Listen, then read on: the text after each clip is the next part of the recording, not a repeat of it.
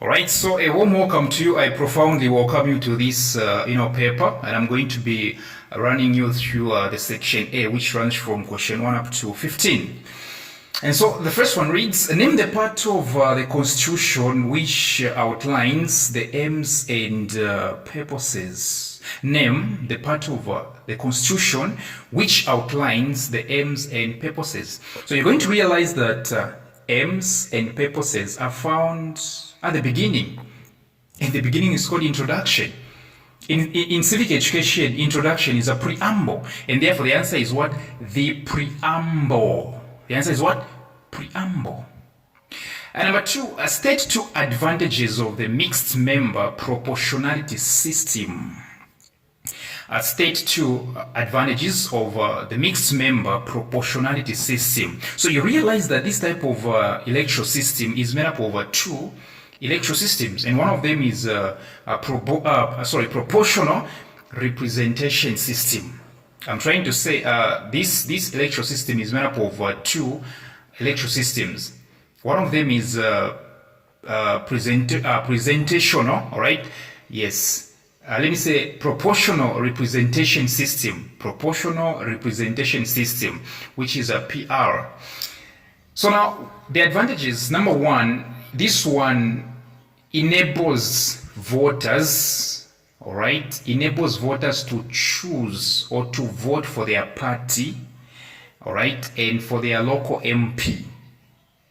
True that. This one enables voters to have what? The luxury of 2 votes, which means it allows them to vote for their party, for the party they want, and for their local MP. It also ensures that voters have geographical representation. Yes, it also makes sure that voters have what we call geographical representation. Yes. Lastly, it also enables voters to benefit, right? It enables the voters to benefit the benefits of a proportional representation system. Okay, it enables voters to benefit the benefits of the proportional representation system. That's the mixed member proportionality system. And so now this one, the third one, I don't want you to get confused, all right? The third one, I don't want you to get confused. It's saying the loyalty, duty, and honor a citizen gives to a state and other organizations is referred to as what? The loyalty, duty, and honor a citizen gives to a state and other organizations is referred to as, most of you actually, if I told such a question came, you would say patriotism. That is wrong. Right? The answer is allegiance. All right. Patriotism is simply the pride, love, and the feeling that you have for your country, for your state. All right. But when it comes to the duty, loyalty, and honor, for example, I find you standing still while you are singing a national anthem. You're not being patriotic. Okay. You're giving allegiance. So the honor, the duty, and the loyalty that you give to the country is called allegiance. That's not patriotism. Patriotism is the feeling that you have, the pride, the love. Here the answer is what? Allegiance. Number 4. When was Alright, so when was the United Declaration of Human Rights, which is a UDHR, adopted by member countries following the end of the Second World War? When was the Universal Declaration of Human Rights, UDHR, adopted by member countries following the end of the Second World War? In short, when exactly was the United Nations Universal Declaration of Human Rights, UDHR, was adopted? There is only one answer. 10th December 1948. 10th December 1948. This is exactly the year when Mwanawasa was born. So the answer is 10th December 1948. Number 4 says, number 5, which type of corruption involves bribing electorates, which means voters, with favors, gifts, beers, chitenga materials, t-shirts, and food to influence their choice when voting? Which type of corruption involves bribing electorates with favors, gifts, beers, chitenga materials, t-shirts, and food to influence their choice when voting? Take, for instance, nobody should influence your mind. Nobody should lure you into voting for somebody that you had never intended to vote for. So if somebody is trying by all means to get your mindset from the real person that you were supposed to vote for, or the person that you wanted to vote for, that's called political corruption. It's called what? Political corruption. Yes. Okay. Number 6, explain the concept values in relation to culture. Explain the concept values in relation to culture. In short, what are values according to culture? What are values according to culture? Very important. This question is very important. What are values according to culture? So you simply say values are personal principles or standards that guide behavior and decision making in a culture. These are simply personal principles or standards that guide behavior and decision making in a culture. They are personal principles or standards that guide behavior and decision making in a culture. Number 8. Mrs. Chigwagwa started a business of selling second-hand clothes, aka Salaula. Mrs. Chigwagwa started a business of selling second-hand clothes, also known as Salaula. Which skill is Mrs. Chigwagwa exhibiting towards economic development? Which skill is Mrs. Chigwagwa exhibiting towards economic development? Take, for instance, we find you selling Salaula, all right, second-hand clothes, all right. What exactly are you to us? You are an entrepreneur. So the skill Mrs. Chigwagwa is exhibiting is called entrepreneurial skill. Entrepreneurial skill. True that. Number 9, explain the meaning of mens rea. All right, explain the meaning of mens rea. All right, explain the meaning of mens rea. So this is not English. Mens rea is Latin.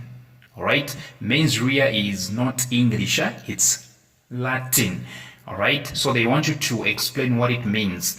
So when you are explaining such, you shouldn't forget such words as intents, guilt. All right. I think I've skipped one question. No, I've skipped one question. Number 7. Let's go back to number 7. I skipped number 7. Number 7, state any 2 substances that are dangerous if not used properly and needs prescription from the medical personnel. State any 2 substances that are dangerous if not used properly and needs prescription from the medical personnel. These drugs are called, they're not over the counter actually. Right? They're not over the counter. You can't buy them over the counter. Yeah. They are called controlled. All right? They are called what? Controlled. So one of them is morphine, cocaine, marijuana, Valium, Mandrax, all these cocaine, morphine, Mandrax, Valium, marijuana, all these, they are controlled substances, all right? Yeah, they need doctors, prescription. So we were on number 9 where we were talking about mens rea. It's a Latin term, all right? Mens rea, Latin term. So I was saying when you are explaining such, you don't have to forget such words as guilt, intentions, because mens rea actually is the intention or desire to cause harm. They desire to cause loss. They desire to cause injury. All right? When you have these intentions, to cause harm on people, loss on people, injury, your intentions are to cause loss, injury, harm. It's called mens rea. That's what it's called. Number 10, the difference between women and men in the aspect of socio-economic status is called dash. The difference between women and men in the aspects of socio-economic status is called what? It's called gender gap. It's called what? Gender gap. Number 11, identify 2 ways in which refugees can cause conflicts in their host nation. Identify 2 ways in which refugees can cause conflicts in their host nation. You have people here, you receive people, right? You are trying to help them because in their country, in their domestic country, there is war. They come here, you send them to Northwestern Province. That's where they are, that's where it's common. That's where they are refugee camps. So you send them to Northwestern Province, all right? All right. So what exactly can these refugees do in order to bring war in Zambia? Okay, they can bring war in Zambia by competing for resources. These people are broke. Let me not use the word poor. These people are broke, right? Okay, they are trying to survive, so they'll be competing for resources. So in an attempt to compete for resources, war might break out. So the first one is competition for resources. Number 2, remember, these people are coming from a foreign country. Obviously, they are coming with different cultures. So the second thing, okay, these refugees can use to bring war is cultural and social differences. The way Congolese behave, the cultures of the Congolese are not definitely our culture, right? Yes, so cultural and social differences. 12, according to the Zambian Penal Code, the marrying of girls under the age of 16 attracts prosecution for dash. According to the Zambian Penal Code, the marrying of girls under the age of 16 attracts prosecution for dash. And of course the answer is defilement. You marry off your daughter who is younger than 16 years old, okay? You're not different from somebody who has committed defilement. Of course the answer is defilement. Yeah. 13, what are some of the 2 areas United Nations Development Program, UNDP, uses to measure poverty? What are some of the 2 areas United Nations Development Program, UNDP, uses to measure poverty? So when the UNDP is measuring poverty, what exactly does it do? It simply looks at your health and education. They come and assess your health and education. Then they are going to determine whether you are poor as a country or not.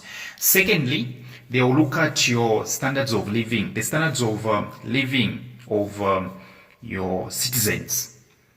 Okay? Yes. Income poverty and human poverty. They look at standards of living. And they look at your health and education system. Okay? Yeah.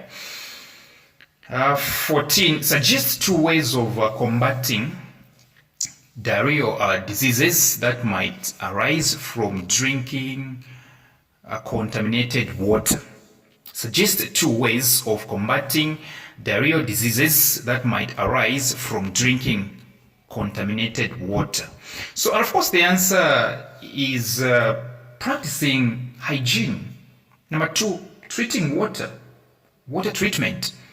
Hygiene practices, water treatment. These are very cardinal because diarrheal diseases are definitely waterborne diseases. 15, in 2012, country X received more foreign currency from exports and spent less foreign currency on imports. I'm sure you're catching my drift. They're saying in 2012, country X received more foreign currency from exports and spent less foreign currency on imports. This economic situation is known as what? Let me explain to you. Let's say in Zambia, you sell a lot of goods to foreign countries. You receive a lot of money, and when it comes to buying, you just buy. You just spend a little amount of money. Okay, you sold out a lot of goods. You received a lot of money from foreign countries, right? But when it comes to buying, you only spend a few amount of money, a few kwachas. Yes, what exactly do we call that? That's called a trade surplus. It's called what? Trade surplus. So, ladies and gentlemen, thank you very much for your time, and come for more substitutions.